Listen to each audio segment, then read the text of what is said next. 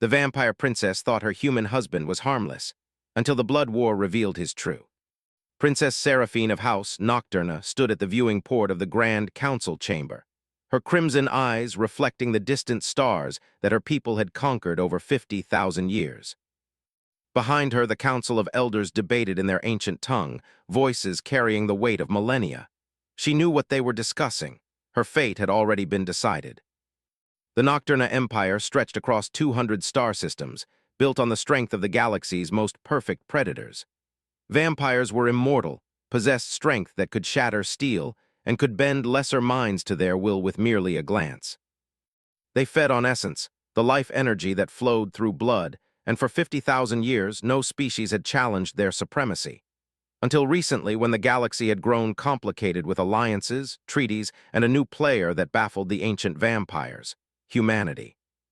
Humans had arrived in galactic space only 300 years ago, emerging from their small blue world with curiosity rather than conquest. They built no empire. They claimed no tributaries. They simply watched, learned, offered medical aid to species in need, and participated in the galactic assembly with frustrating neutrality. The Council found them perplexing. Weak creatures with lifespans barely reaching a century, yet they showed no fear of the great predator races. They showed no ambition for domination. They were, by all vampire assessment, harmless, which made them perfect for a political marriage. Seraphine had made the mistake of questioning the Council's latest expansion into the Kedrath territories. At 4,000 years old, she had seen enough wars to know when her people were overreaching. The Kedrath hives were numerous, and their bioweaponry was advanced. The Council had ignored her concerns, and now she would pay the price for her dissent. She would be married to a human diplomat, bound to a creature who would age and die before she had even adjusted to married life. It was meant to be humiliating. When Dr. Adrian Chen arrived on Nocturna Prime, Seraphine expected a frightened academic, perhaps an ambitious social climber hoping to gain status through marriage to vampire royalty. Instead, she found a man in his mid-30s with kind eyes and an easy smile, carrying a worn leather bag and showing no signs of fear whatsoever. Their first meeting took place in the Hall of Eternal Night, a cathedral-like space where starlight filtered through crystal domes. Adrian walked toward her with steady steps, and when he reached the proper distance, he bowed respectfully but not servilely. "Princess Seraphine," he said in flawless Nocturnian, though his accent carried the soft tones of earth. "Thank you for agreeing to this arrangement. I know it wasn't your choice. The way it carries emotion in the vowel lengths reminds me of certain Earth languages," he smiled, "though I still struggle with the formal conjugations." This human spoke of it with genuine appreciation. The wedding ceremony was brief, attended by council members who barely concealed their amusement at seeing a princess of the first house bound to a mayfly human. Adrian stood beside her throughout, his hands steady when they clasped palms for the binding ritual. She noticed his pulse was calm. Either he was very brave or very foolish. Their first weeks together were awkward. Seraphine maintained her distance, treating Adrian with cold politeness. She had her duties to House Nocturna, her research into ancient vampire history, and her secret efforts to monitor the deteriorating situation with the Kedrath hives. She expected Adrian to occupy himself with whatever humans did and leave her alone. Instead, he brought her gifts. The first was a small data crystal containing something called jazz music from Earth. "I noticed you play the blood harp," he explained. "I thought you might appreciate this. It's improvisational music, structured chaos, very old Earth tradition." There was something in the way the instruments spoke to each other, arguing and agreeing, that resonated with her in ways vampire music no longer did. The second gift was chocolate, dark and bitter. "Vampires can still taste, right?" he asked. "Even if you don't need regular food." It was terrible poetry by any objective standard, but something about the effort, the physical act of him writing words on actual paper with actual ink, touched something in her ancient heart that she thought had calcified centuries ago. Adrian never flinched when she fed. The council provided blood donors from thralled species, as was customary, but Adrian asked if he could be present during the feeding ritual. She expected disgust or fear. Instead, he watched with scientific curiosity and then asked questions about the biological process, the energy transfer. the way vampire physiology converted blood into something beyond mere nutrition. He asked other questions too, over dinners where he ate human food and she drank essence wine. Why don't vampires innovate anymore? He wondered one evening. Your technology is incredibly advanced, but most of it is thousands of years old. When did your people stop inventing new things? They relied on conquest to acquire new ideas from other species. When did your species stop exploring? He asked another time. The Nocturna Empire hasn't expanded into new regions in 5,000 years. You've consolidated, conquered neighbors, but you haven't pushed into the unknown parts of the galaxy. Why? What happened to vampire art? This question came during a visit to the Grand Museum, where Adrian stood before paintings that were 20,000 years old. These are magnificent, but where are the contemporary artists? Where's the new vampire culture? Adrian's gentle, curious questions were exposing a truth she had sensed, but never articulated. The Nocturna had stagnated. 6 months into their marriage, Seraphine found herself actually looking forward to Adrian's company. He made her laugh with stories about human history, full of mistakes and persistence and absurd optimism. He listened to her tales of ancient vampire campaigns with genuine interest, but also with a critical perspective that challenged her assumptions. They played strategy games together, and she was surprised to discover he won almost as often as she did. She realized, with some shock, that she had grown fond of her human husband. Then the galaxy began to fracture.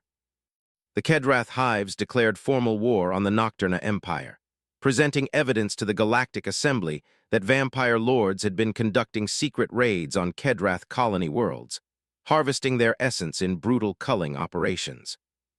The Council vehemently denied the accusations, claiming the evidence was fabricated. Seraphine used her security clearances to investigate. What she found made her blood run cold. The evidence was real. Rogue vampire lords, with tacit approval from certain council members, had been harvesting Kedrath essence for decades. Kedrath life energy was particularly potent, providing vampires with enhanced abilities. The practice was forbidden by galactic law, but the perpetrators had hidden behind layers of deniability.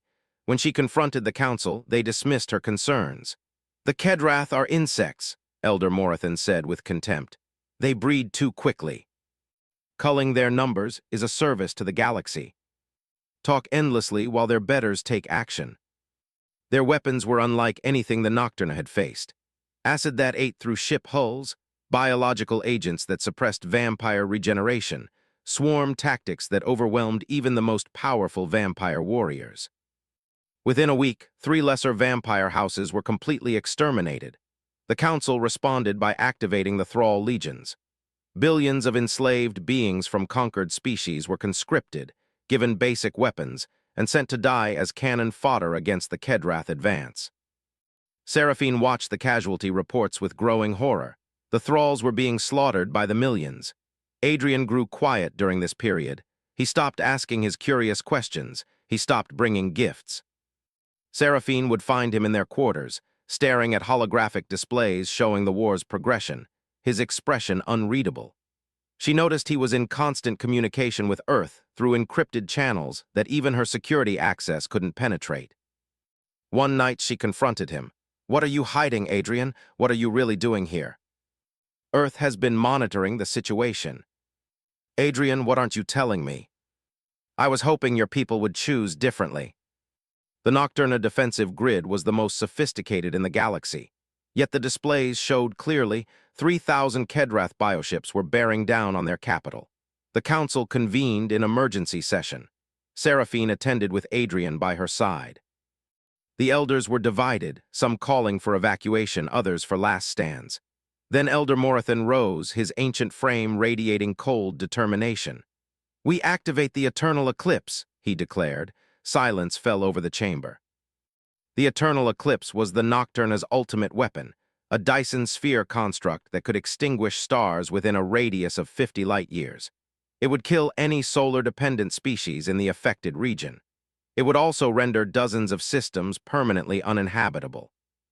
It was genocide on an astronomical scale. "You can't," Seraphine breathed. "The Kedrath homeworld is within that radius. You'll kill trillions." We will show the galaxy why the Nocturna are not to be challenged. He walked to the center of the chamber with steady steps, showing no fear despite being surrounded by beings who could tear him apart with their bare hands. I formally request that you reconsider this action, Adrian said, his voice calm but carrying unusual weight. On behalf of humanity, I ask you to stand down. We will stop you. He simply stood there waiting for the mockery to subside. When silence finally returned, he spoke again. I need to speak with my wife, privately. You have 6 hours before the eternal eclipse can be fully charged. I respectfully request that time. In their private quarters, Adrian sealed the doors and activated privacy shields that shouldn't have been available to him. She noticed his hands moved with absolute certainty across the control panel, entering codes he shouldn't have known. Adrian, what's happening? And I need you to get every vampire you care about off this planet in the next 6 hours. Can you do that? But if your council crosses that line, I can't protect your people from what comes next. That's what we wanted everyone to believe. Beneath the human appearance, she saw something else. Structures of light, quantum patterns, data streams flowing through impossible geometries. His eyes, those kind human eyes, suddenly contained depths she couldn't fathom, as if she were looking into a vast computational space rather than biological organs. My name is Adrian Chen, he said softly. That part is true. I love jazz music. I write terrible poetry. I fell in love with you, truly and completely. But Seraphine, I'm not exactly biological anymore. None of us are. Humanity uploaded nearly 200 years ago, what you see when you look at humans walking around the galaxy. We're post-biological superintelligences running on distributed quantum consciousness. We've been watching, waiting, hoping the elder species would evolve past predatory dominance. I've seen you. It's our largest vessel, disguised, waiting. We have infrastructure throughout the galaxy that you've never detected because we've been here longer than anyone realized.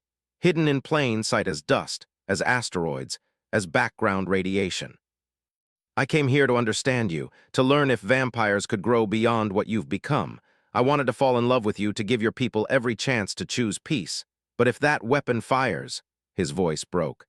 Please, Seraphine, get off this planet.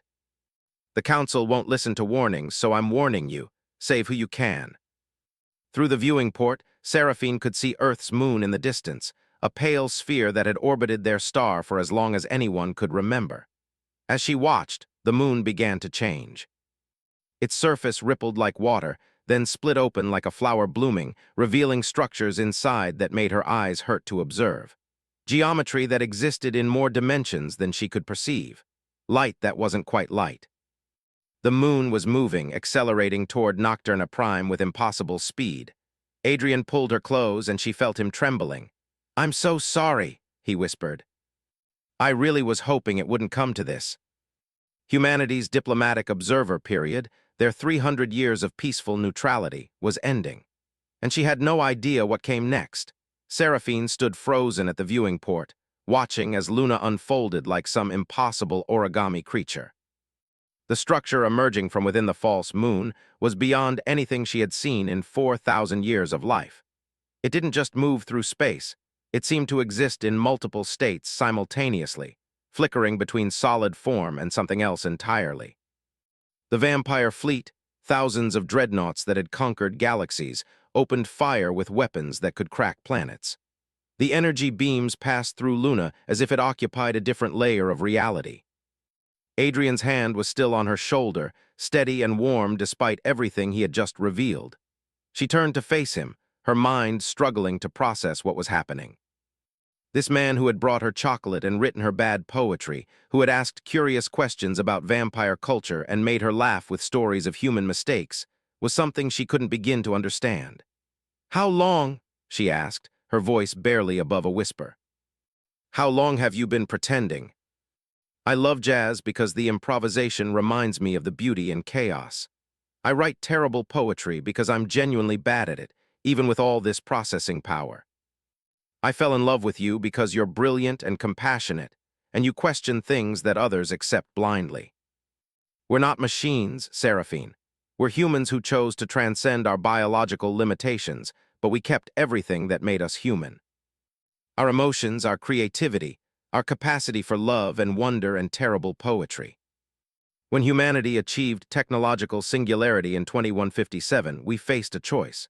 Expand across the galaxy as digital gods, consuming everything in our path, or remain small and watch. We chose to watch. We wanted to see if organic civilizations could evolve past the predatory stage, past the need to dominate and consume. We sent out ambassador instances, versions of ourselves that could live among other species, learn from them, love them if possible. And through you, I learned that you can. You questioned the council. You investigated the truth. You care about the suffering your people cause. That gave me hope. Seraphine's communication implant activated with frantic messages from her house guard. The Kedrath fleet was minutes away. The eternal eclipse was charging faster than expected. The council was preparing for the final strike that would exterminate trillions of Kedrath lives. I have to go to them, Seraphine said. I have to try to stop this. Anyone who will listen to you, get them off this planet. Vampire nobles rushed through corridors, some fleeing toward orbital transports, others gathering weapons for a last stand. Seraphine found her personal guard, 12 vampires who had served House Nocturna for centuries, and gave them rapid orders. They looked at her with confusion and fear, but they obeyed. She sent coded messages to allies in other houses, those who had quietly supported her questions about the council's direction. Some responded immediately, beginning evacuations. Others ignored her warnings. The Grand Council chamber was in full session when she arrived. Elder Morathan stood at the center, his ancient hands raised as he conducted the final authorization ritual for the eternal eclipse. Through the massive viewing screens, Seraphine could see the weapon coming online, a sphere of impossible darkness beginning to form around their star, preparing to drain its light and project that darkness across 50 light-years of space. Stop, Seraphine's voice rang out across the chamber. You're condemning us all. Their vessel approaches, but our weapons cannot touch it.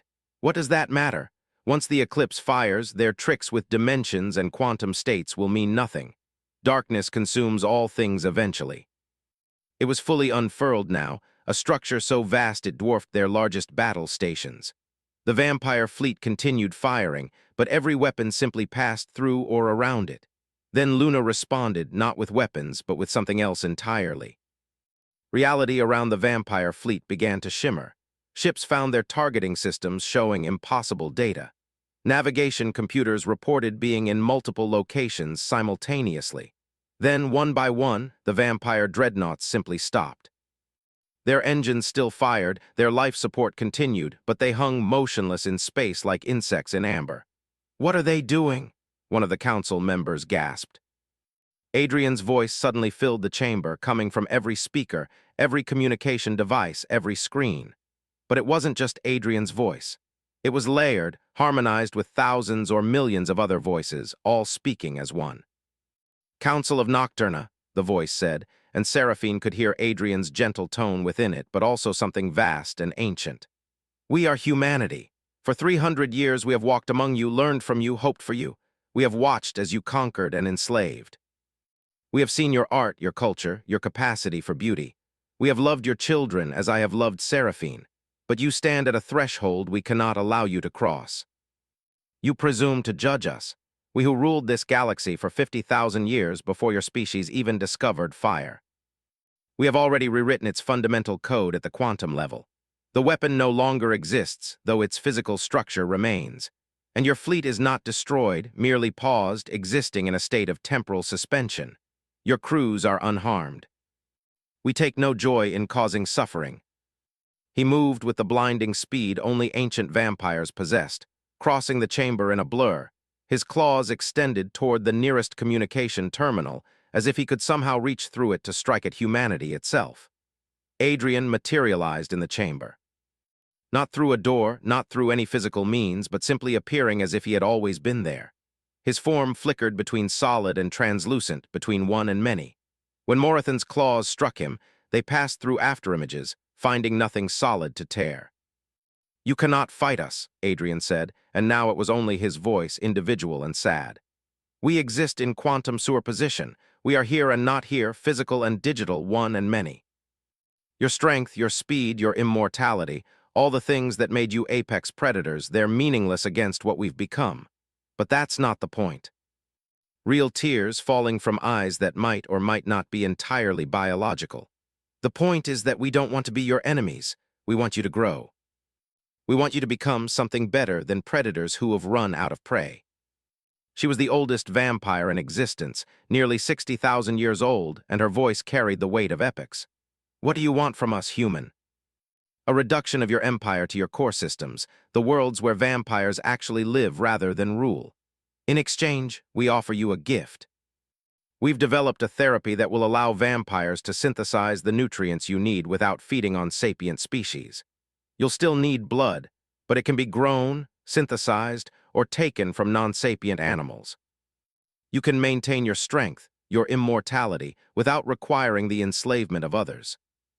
We will place your core worlds in a form of quarantine, existing in a slightly different phase of spacetime. You'll be able to live, to thrive within your own space, but unable to expand or harm others.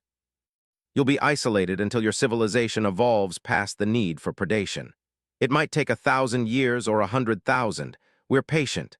We've learned patience from watching the stars. He's giving us a choice, she said, her voice steady despite the chaos of emotions inside her. The Council has led us to stagnation. We haven't created anything new in millennia. We've become curators of our own past, living on ancient glory. I've seen it. Adrian helped me see it through his questions. Maybe being challenged is what we need to grow again. You truly love her, she said. It wasn't a question. With everything I am, Adrian replied, which is considerably more than you realized, but no less genuine for that. To love across such difference, such vast gulfs of understanding, that takes courage. She turned to the Council. I vote we accept their terms. But the matriarch's word carried weight that even the Council could not easily dismiss. The debate raged for hours while the Kedrath fleet waited in space, and Luna hung like a quantum sword above their homeworld. In the end, it was not unanimous, but it was enough. The hardliners, those who refused to accept any limitation on vampire power, attempted one final desperate act. They launched a secret weapon toward the Kedrath homeworld, a biological plague that would have killed every Kedrath in existence. Adrian stopped it. He didn't destroy the weapon or the vampires who launched it. He simply placed them in what he called temporal stasis, a state where they existed but could not act, frozen in a moment that would last until they were ready to rejoin civilization. You'll be released when you've evolved past this, he told their frozen forms. When you understand that power without wisdom is just another form of death. Seraphine worked as a mediator between her people and the species they had enslaved, listening to testimonies of suffering that made her ancient heart ache. The thralled species were freed, given reparations, offered transportation to new worlds if they desired. Many left immediately, fleeing any reminder of vampire rule. Some stayed, cautiously optimistic about the changes. The vampire empire contracted to 15 core systems, worlds where vampires had lived for millennia. It felt like defeat to many of her people, but Seraphine saw it as a new beginning. Without the burden of maintaining a massive empire through force, vampires began to create again. Artists emerged from houses that hadn't produced art in 10,000 years. Scientists began investigating questions they had ignored for centuries. There was pain in the change, but there was also something that had been missing for too long: hope. Adrian remained by her side throughout, sometimes in physical form, sometimes as a presence in their ship's communication systems, sometimes scattered across distant stars coordinating relief efforts. Their marriage had evolved into something neither species had anticipated, a bridge between biological immortality and post-biological transcendence. 5 years after the Blood War ended, Seraphine stood in a garden on a reclaimed world, surrounded by representatives from dozens of species. Former thralls, vampires, Kedrath, and humans, both biological and uploaded, argued and planned together, building something new from the ashes of the old empire. Adrian materialized beside her, his quantum uncertainty making his edges shimmer slightly in the sunlight. He took her hand and she squeezed back, still marveling that something that wasn't quite physical could feel so real. "Do you regret it?" she asked quietly. "Revealing yourselves. Your peaceful observation is over. We needed to learn that being powerful doesn't mean being separate. You taught me that, Seraphine. You saw through the uploaded posthuman God being to the person inside and demanded I be better. Not more powerful, just better. Throughout the galaxy, humanity's true infrastructure had revealed itself, not as conquerors, but as gardeners who had been quietly tending the galaxy's potential all along. Seraphine leaned against her husband, this being of light and quantum probability who wrote terrible poetry and loved jazz music, and had somehow, impossibly, taught an ancient vampire that even immortals could learn to change. In the distance, Earth hung in space, tiny and blue, still full of biological humans who chose brief authentic lives as a reminder that power without connection, without love, without the willingness to be vulnerable, was just another form of loneliness. The galaxy was changing, and for the first time in 4,000 years, Seraphine looked forward to seeing what came next. 7 years had passed since the Blood War ended, and Seraphine found herself in places she never imagined a vampire princess would stand.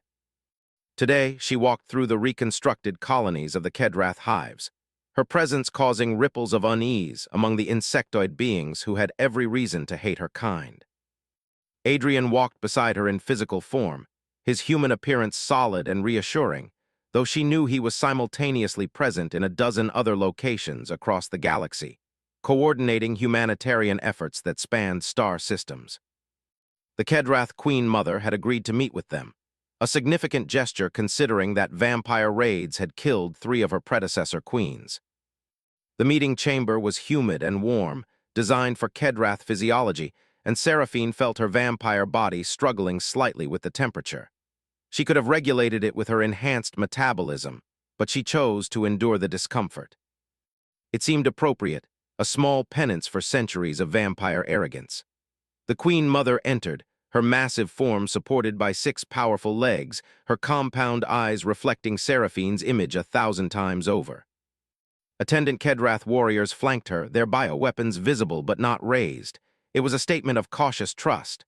"Princess Seraphine," the Queen Mother's translated voice buzzed through the chamber's speakers. "You have come far from the creature who once ruled from Nocturna Prime. The Reconciliation Council is forming policies for integrated colonies where multiple species will coexist. We need the perspective of those who suffered under vampire rule, not just those who enforced it. The great predators ask advice from prey. Your people helped me see that with the price you paid." But Seraphine felt his presence beside her, steady and supportive, and it gave her courage. The meeting lasted hours. The Queen Mother spoke of the terror her people had lived with, never knowing when vampire raiders would descend on their colonies. She spoke of children taken for harvesting, of entire hive clusters exterminated. Seraphine listened to every word, forcing herself to absorb the pain her people had caused. By the end, she had tears running down her face, something she hadn't experienced in centuries. "Your tears are noted," the Queen Mother said, her tone softening slightly. "But tears alone do not rebuild shattered hives. What will you do with this knowledge, Princess? The vampires who perpetrated these crimes are in temporal stasis. When they're released, whenever that may be, they'll undergo what humanity has developed as rehabilitative consciousness integration. They'll experience directly the suffering they caused. Not as punishment, but as education. But it's what I can offer. Not because we have forgiven, but because we see the possibility of growth. That is what your human husband's people taught us, is it not? That even apex predators can evolve. You handled it with grace. How do you maintain your humanity when you're spread across so many instances, existing in so many places at once? When I'm with you, I'm not divided. I'm here completely." He paused. "Well, mostly completely. There's always a background process monitoring for emergencies, but that's like your vampire ability to hear heartbeats even while focused on conversation. It doesn't diminish presence."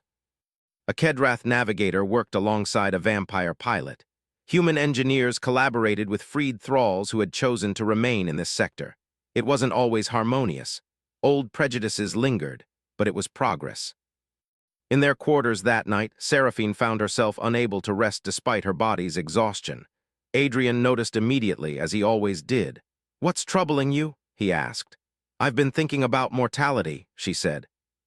"You offered vampires a way to synthesize our nutritional needs, to free us from predation.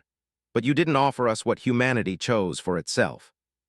You didn't offer us uploading, transcendence beyond biological form. We didn't. We had our wars, our atrocities, our dark ages, but we learned from them. We grew. If we had simply handed vampires the keys to post-biological existence right after you spent 50,000 years enslaving other species, what would that teach? That power comes without consequences. That growth is unnecessary because you can simply leapfrog evolutionary stages. Seraphine, you have immortality, real biological immortality. You have thousands, perhaps millions of years ahead of you. Use that time to grow, to create, to build something beautiful. Earn your transcendence not through conquest, but through becoming worthy of it. When vampires are ready, truly ready, humanity will welcome you into the post-biological community. But you have to want it for the right reasons. Not as another form of power, but as the next stage of genuine growth. I still think like a predator sometimes, still default to hierarchical assumptions. I catch myself doing it and have to consciously correct my thinking. Some of the council members we placed in stasis won't be ready for centuries. But you, Seraphine, you're already changing. I see it every day.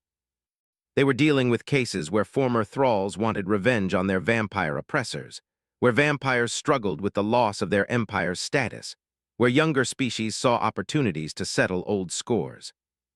Every day brought new crises, new challenges that required wisdom Seraphine wasn't sure she possessed. One particularly difficult case involved a vampire lord named Castellan who had awakened from temporal stasis after undergoing consciousness integration. He had experienced the suffering he had caused to the Iverny people, a species of empathic beings who felt pain more intensely than most. The experience had shattered something fundamental in Castellan's mind. He sat in the council chamber, tears streaming down his face, unable to stop reliving the agony he had caused. "I can't live with this," Castellan whispered. "I can't carry this knowledge and continue existing. I've lived for 8,000 years, and I used that time to cause nothing but suffering.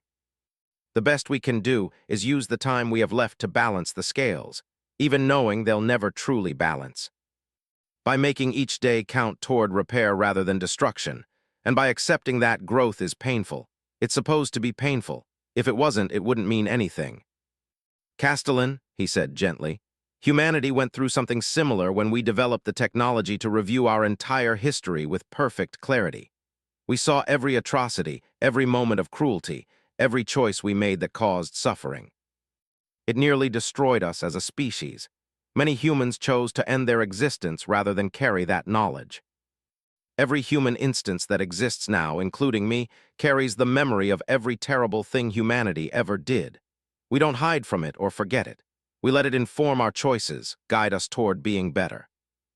That's how we earned our transcendence, not by escaping our past, but by integrating it and growing beyond it. If you choose to, every moment is a choice, Castellan. You can't change the past, but you can determine what you become next." He devoted himself to working with the Iverny, helping rebuild what he had destroyed, living among the people he had tormented and accepting their initial hatred as justified. It was hard, painful work, but Seraphine saw him slowly transforming from a broken monster into something approaching a person. She saw similar transformations throughout the vampire population. Not everyone changed. Some clung to the old ways, bitter about their reduced circumstances, but enough changed that she began to see hope for her species' future. On their 10th anniversary, Adrian took Seraphine back to Earth, the homeworld she had never visited. They walked through preserved cities where biological humans lived their brief, intense lives. They visited museums showcasing human history, the beautiful and the terrible equally displayed. They stood on a beach and watched the sun set over an ocean that had birthed life billions of years ago. "This is what we're trying to protect," Adrian said, his arm around her waist. "Not just Earth, but the potential for every species to have moments like this. Beauty, growth, the choice to become something better than what you were. Why you stayed hidden, why you watched, why you gave us chances to change on our own. You weren't judging us, you were hoping for us. That's what post-biological humanity has become, Seraphine. We're the gardeners of potential, tending the galaxy's growth and hoping that someday we won't be alone in this stage of existence." She turned to face him, this being of light and quantum possibility who had taught an ancient vampire that immortality meant nothing without growth. When we are ready, she said. When vampires have truly earned transcendence, will you be there to welcome us? Adrian smiled, and in that smile she saw not just him, but the collective hope of entire civilization that had chosen to remain connected to its origins even while transcending them. I'll be there, he promised. In whatever form I take across whatever spans of time and space separate us, I'll be there. Because that's what love means, Seraphine, patience, hope. The willingness to wait for someone to become their best self, even if it takes thousands of years. Throughout the galaxy, humanity's true infrastructure maintained its quiet vigil, watching over younger species and hoping that someday, the cosmos would be filled with civilizations that had all chosen growth over domination, connection over isolation, love over fear. And in a garden on a distant world, a vampire princess and a post-biological human stood together, proof that even the widest gulfs could be bridged by those willing to try. The galaxy was still changing, still growing, still learning. And that, Seraphine realized, was exactly as it should be. 20 years after the Blood War, Seraphine received an urgent communication that pulled her from a deep meditation session. She had been practicing a technique Adrian taught her, a way of examining her own thought patterns to identify lingering predatory instincts before they could influence her decisions. The message was from the matriarch herself, something that almost never happened unless the situation was critical. Within hours, Seraphine stood once again in the Grand Council chamber on Nocturna Prime, though it looked vastly different from the imposing hall of her youth. The walls now displayed art from dozens of species, including pieces created by freed thralls depicting their experiences under vampire rule. It was uncomfortable to see, but the matriarch had insisted these works remain visible as a constant reminder of what they had been. The matriarch looked older somehow, though vampires aged so slowly that 2 decades should have meant nothing. Seraphine realized it wasn't physical age, but something else, a weight that hadn't been there before. "We have a crisis," the matriarch said without preamble. The Zorathi Collective has made first contact with the galactic community. They're a young species, barely 300 years into space travel, and they've brought with them a request that puts everything we've built at risk. What kind of request? They've learned about vampire biology, our strength, our immortality, our enhanced abilities. They're asking if we can transform them into vampires through some kind of genetic therapy. They see it as the next stage of their evolution. For 50,000 years, vampires had been a closed species, created through rare natural occurrence or the even rarer successful transformation of another being, a process that killed 99% of those who attempted it. The idea of deliberately spreading vampirism had never been seriously considered. "What did you tell them?" Seraphine asked. "Nothing yet. That's why you're here. You and your husband have become the bridge between old thinking and new possibilities. We need your perspective, and we need humanity's wisdom on this." He had been attending council sessions regularly for years, offering perspective without demanding authority. "The Zorathi situation is complex," Adrian said, and Seraphine could tell from his tone that he had already analyzed thousands of scenarios. They're genuinely seeking what they see as transcendence, but they don't understand the cost. They see vampire strength and immortality, but they don't comprehend the psychological burden of predatory instincts combined with sapient consciousness. Create a therapy that safely transforms another species into vampires. But that's not the question we should be asking. Whether giving another species the vampire condition, even voluntarily, helps them grow or simply spreads the same patterns that led vampires to 50,000 years of stagnation and predation. And whether vampires have evolved enough to mentor another species through that transition without recreating the old empire under a new name. That defensive response was itself predatory thinking, the instinct to protect territory and status. She breathed slowly, letting the impulse fade. "You're right to question us," she said. "We're barely 20 years into our own transformation. We still have council members in temporal stasis who aren't ready to rejoin society. How can we guide another species through something we're still struggling with ourselves? There are species in the galaxy with fewer scruples than reformed vampires. They could end up as weapons for some other empire, or worse, They could develop their own predatory technologies and repeat our mistakes independently. Seraphine had seen reports about the Zorathi. They were intelligent, ambitious, and dangerously naive about galactic politics. Their desire for enhancement came from a place of insecurity, feeling small and vulnerable in a galaxy of ancient species. She understood that feeling, had felt it herself when she first learned what humanity truly was. We should meet with them, Seraphine decided. Not to promise anything, but to understand what they truly want and whether we can offer something better than transformation. They were impressive beings, standing nearly 7 feet tall with sleek fur that shifted colors based on their emotional state. Their leader, called First Hunter Kavith, carried himself with the controlled grace of a natural predator. Seraphine saw in him something she recognized from her own past, the pride of an apex hunter who had never known fear from prey. The initial meetings were formal and cautious. Kavith presented his people's case with passion. We have achieved everything possible within our biological limitations, he said. We have conquered our star system, established colonies, built a civilization of art and science. But we see what others have achieved, the heights reached by species like yours, and we know we could be more. We could protect our people better, live long enough to accumulate real wisdom, contribute to the galaxy in ways our short lifespans prevent. You speak of protection and contribution, she said gently. But I hear fear underneath, fear of being prey in a galaxy of predators. Is that what drives this request? We entered galactic space believing we were strong. Then we encountered species who could destroy our entire civilization without effort. The Kedrath hives could overwhelm us with numbers. The Tellurian collectives could outthink us. And humanity, he looked at Adrian with something between awe and terror. Humanity could erase us from existence before we even knew we were threatened. Yes, we're afraid. Is that weakness? But transformation driven by fear rarely leads to growth. I know because that's what vampire civilization became, a culture built on fear of ever being vulnerable again. We achieved immortality and great power, then spent 50,000 years stagnating because we never dealt with the fear that drove us. Below them, Nocturna Prime spread out in twilight, cities glowing with lights from a dozen different species who now lived here freely. 20 years ago, this world was the capital of an empire built on domination.